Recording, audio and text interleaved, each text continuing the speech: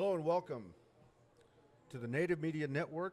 This is the Harlan McKosato Show, and we are here at the Santa Fe Plaza at the Santa Fe Indian Market celebrating 95 years. I mean, can you believe it? That's almost as old as Harmon. But anyway, we are here and we're going to be broadcasting for the next 95 minutes, I guess. And we're going to be bringing you sights and sounds from the plaza. And we are broadcasting on ndn1.com. And we have a lot of special events for you coming up. And if you've been watching Indian One, that you know we're providing complete coverage of the Santa Fe Indian Market. And we have a special guest to kick off the program right now. And I want to introduce from the Native American Rights Fund based in Boulder, Colorado. I want to introduce Heather White Man runs him, and she is from the Crow Nation, and she is a attorney at law. So you better watch it because anyway, welcome to the program, Heather. Thanks for being with us. Watch what, Harlan? Don't break the law is what I'm trying to say. But no, Heather, thank you for being with us, and we appreciate you coming in.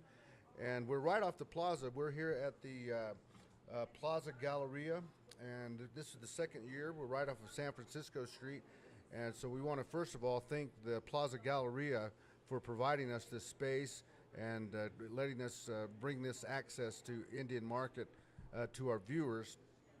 But Heather, you know, one of the first questions that might come up is, you know, when you think of the Native American Rights Fund, you know, you think of law and maybe water rights and, you know, land rights, and you don't necessarily think of Native art.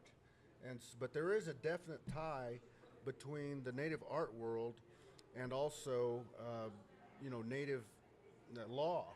And Right. so if you could sort of try to make that connection and let our viewers know, you know, what is the connection between Native law and Native art? Well, I think there are a lot of connections, Harlan. When you think about what it is to be a Native artist, it's tied to identity, right? And as Native Americans, we are so incredibly regulated as who can say what they are and when and under what circumstances. So much of our existence is governed by law. You think about the Native American Rights Fund. We were founded in 1971. We're the oldest and largest nonprofit law firm serving the legal interests of tribes, indigenous peoples here in North America. And at the time that NARF was founded, there was a really strong activism movement in the Right. Native community In the Native, right. right, where people were beginning to really assert and speak for themselves and advocate for themselves. And we saw that reflected in the art of that time as well. When you look at some of the movements in the 70s that really were documented by the Native artists at that time, that spirit, that new, I guess, fight that came out of it was political activism that you political saw activism. in art. And so, but anyway, go on. And so again, NARF was developed during that time, and so you know there had to be an influence from the Native artists who were at that point were almost our only voice Right. to the outside world. Absolutely. Yeah, it's all about expression, and it's all about that ability of tribes to get into court and assert their rights and to lobby Congress and tell Congress what our communities needed and to fight for our ability to see, you know, the respect for our treaties and for our resources to not be trampled over and taken from us against our will. That's really, and that's completely reflected in the art of that time too. And I think we see that continue today. And as we develop and as we move on to now, it seems like there's a big controversy over authenticity, and it seems like NARF is probably right in the middle of that fight, because I know when was it, like 20 years ago or so, the Native Arts and Crafts Act was passed, and which and so if you can tell us a little bit about what that law was designed to do, because I guess it was really, and you know, we're here in Santa Fe where you know, sometimes people, you know, call it, you know, the Mecca of fake Indian art, But tell us a little bit more about how NARF is helping in the fight for Native artists to be, I guess, not to get ripped off by non-natives, because it's all, I guess it's about authenticity, and there's all this stuff from Hong Kong and Singapore and all this other, and so tell us a little bit more about what you know about the Arts and Crafts Act and why it's so important for Native artists to have this legal protection. Right. Well, the Indian Arts and Crafts Act, of course, establishes that for art to be sold and labeled as Indian-made, it needs to be produced by a person who's actually Indian, and that to label it otherwise is a federal crime. So that act has been loosely enforced from from the time it was passed. So I think a lot of folks right now are working really hard to see that act actually be enforced and to see it achieve the goal for which it was written. That's part of NARF's work. NARF was instrumental in getting the act through Congress in the beginning, and we continue to advocate for its enforcement, and we're advocating as well for there to be stronger protections for the more sacred art, things that get taken from communities that don't have the authorization to give them to anybody or to alienate them from the people that created them and for whom they have an ongoing life. We continue to advocate for the protection of Native art from being taken internationally and sold in auction houses, that we have visual expression that isn't just an object, a physical object. It has a spiritual life, and that's part of our work too, is trying to see the protections put into place, to see the federal government enact policies that will help us protect our rights internationally. And a lot of time, I think that people don't really get that there's a just a fine line between Native art, culture, and it being a sacred object.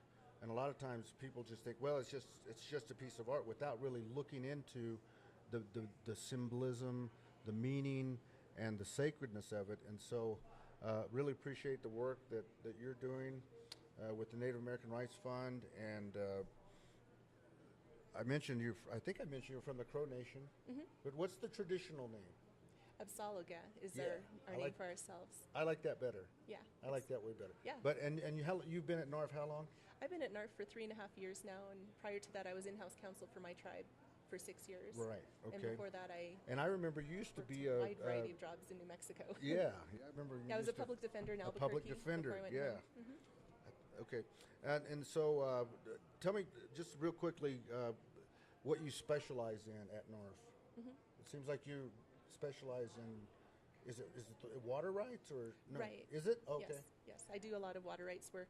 That's my focus at NARF, as well as international work. We go to the United Nations on behalf of our client, the National Congress of American Indians, and we're working to get a few really important overarching systemic achievements for Native people, Indigenous peoples at the UN.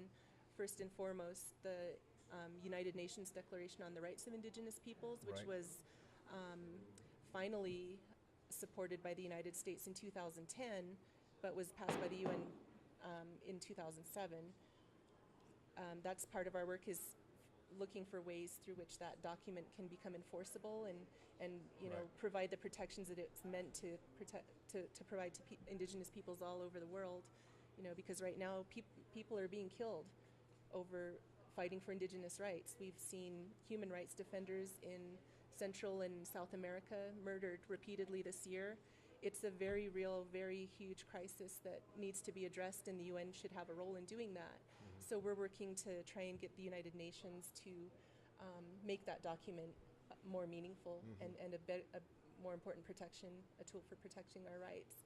We're also working to have the UN establish a status through which Indigenous peoples, Indigenous governing institutions can actually go to the UN and advocate for themselves. Because right now, there's not a category through which we can go to the UN without calling ourselves non-governmental organizations, which is exactly what Indigenous peoples NGOs, yeah. generally are not. Right, right. So it's an indignity to have to go under that status for a lot of people, and they won't do it. So that's another thing that we're working on, is getting that appropriate status established within the UN system. Yeah, you know, I've been watching a lot of this Olympic coverage, you know, and they're in Brazil. Yeah. I didn't hear one mention of the indigenous people of Brazil. I don't know if it's been brought up. I didn't see it on the news. I didn't see it anywhere. And, you know, that's just, you know, goes to show that, you know, the work that you guys are doing is really, you know, it goes without a lot of fanfare, but it's very important work. So thank you very much, Heather. Yeah, thank you. Appreciate you being here. Yeah, thank you. And have fun here at the Indian Market. Oh, I plan to. Thank you. All right. Heather, White Man Runs Them. Give her a hand, everybody.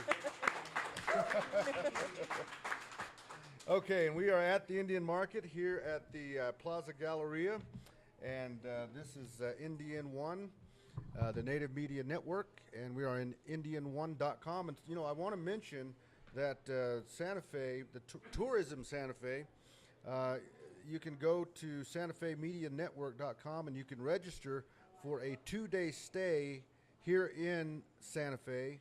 The City Different, is that what it's, the City Different? Compliments of Tourism Santa Fe and Heritage Hotels. Heritage Hotels offers one lucky Santa Fe Media Network Indian Market listener to choose from 4 hotel properties for a free 2-night stay. That's a free 2-night stay for 2 adults. So, you know, think about that. Choose between the El Dorado Hotel and Spa, the Hotel St. Francis, Hotel, is it Chimayo? Is that the way you say it? And then also the Lodge. For information on each, you can go to www.hhandr.com, and blackout dates and restrictions apply. But I wouldn't worry too much about that. My name is Harlan McKosato. You're watching the Harlan McKosato Show here on the Native Media Network. And you know, one of the things that we there's so many things to do during the Santa Fe Indian Market. There's so many things to see, and we want to bring you sort of an inside view of what goes on. And you know, there's everywhere you look, there's something. I mean, besides all the beautiful art, there's a lot of cultural expression going on. And so we're going to be bringing you interviews throughout this broadcast. We're going to be bringing you just a lot of celebration. And so one of the first things we want to start off with here is this morning, just right outside our doors here at the Plaza Galleria, there was a group of dancers. And, you know, sometimes you can hear the drums coming from the plaza, and it draws people.